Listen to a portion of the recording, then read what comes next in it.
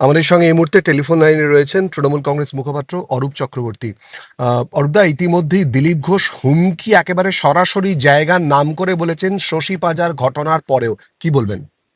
না, এতদিন তো দিলীপ ঘোষ মাঠে চান্স পাচ্ছিলেন না। নরেন্দ্র মোদী এর আগে যতগুলো সভা করেছেন, স্টেজ তো দূরস্থ, এমনকি মাঠে পর্যন্ত ঢুকতে পারেননি। বিজেপি কার্যত লাল কার্ড দেখিয়ে রেখেছিল। তো বহুদিন পরে দিলীপ ঘোষ মাঠে চান্স পেয়েছেন। আর কে না জানে, অনেকদিন পরে যদি মাঠে খেলার সুযোগ পান, একটু বেশি দৌড়ানোর তাগিদ থাকে। তাই অতি উৎসাহের আতিশয্যে এমন সব স্টেটমেন্ট করা শুরু করেছেন।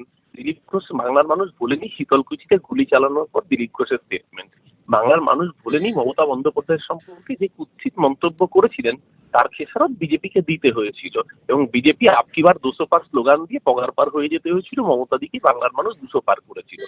সেই দিলীপ ঘোষকে তার উদ্ধত আচরণের জন্যই বাংলার মানুষ লোকসভা নির্বাচনে ভয়ঙ্কর ভাবে হারিয়েছিল। সেই দিলীপ ঘোষ যদি আবার কুকথার রাজনীতিতে ফেলেন, বাংলার মানুষ ওনাদেরকে ওই একই ভাষায় শিক্ষা দেবে। যারা একজন রাজ্যের মন্ত্রী শুধু নন, বাংলার একজন মহিলা, তাকে বাড়িতে ঢুকে তাকে অসভ্যের মতো তার বাড়ি আক্রমণ করা, তাকে শ্লীলতাহানি করা, তাকে মারা, রাজ্যের মন্ত্রী কি সেটাকে আবার এন্ডোর্স করছেন? যারা বিরোধী দলে থেকেই রাজনীতি করেন, তারা সরকারে আসলে কি করবেন বুঝতে অসুবিধা হয় না? কেন মণিপুর, কেন উন্নাও, কেন হাতরাস আজকে চোখে আঙুল দিয়ে দেখিয়ে দেয় বিজেপি শাসনের আসল চেহারাটা। এই চেহারা বাংলার মানুষ প্রত্যাখ্যান করেন। তার জন্য 21-এ হারিয়েছে, 24-এ হারিয়েছে, 26-এ আবারও হারাবে। ধন্যবাদ।